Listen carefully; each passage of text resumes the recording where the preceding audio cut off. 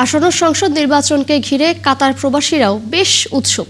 ভোটের জন্য সেখানে নেওয়া হচ্ছে সব রকমের প্রস্তুতি। প্রবাসীরা পাচ্ছেন ভোটার আইডি। দেশের ভবিষ্যৎ নির্ধারণে ভোট দেওয়ার সুযোগ পেয়ে তাই বেশ খুশি তারা। গোলাম মাওলা হাজারের তথ্য ছবিতে শারমিন স্বপ্নার প্রতিবেদন।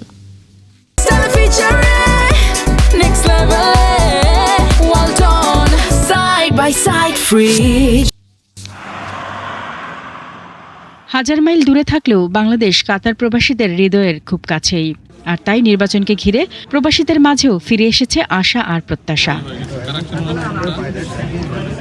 ভোট শুধু একটি কাগজ নয়, ভোট মানে দায়িত্ব, বিশ্বাস আর দেশের প্রতি ভালোবাসা। আর প্রথমবার দেশের ভবিষ্যৎ নির্ধারণে ভোট দেওয়ার সুযোগ পেয়ে খুশি প্রবাসীরা।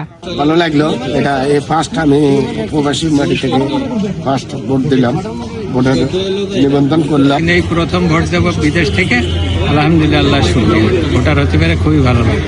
ভবিষ্যৎ সরকারের কাছে প্রবাসীদের একটাই চাওয়া, সম্মান, অধিকার আর দেশের প্রতি দায়বদ্ধতা।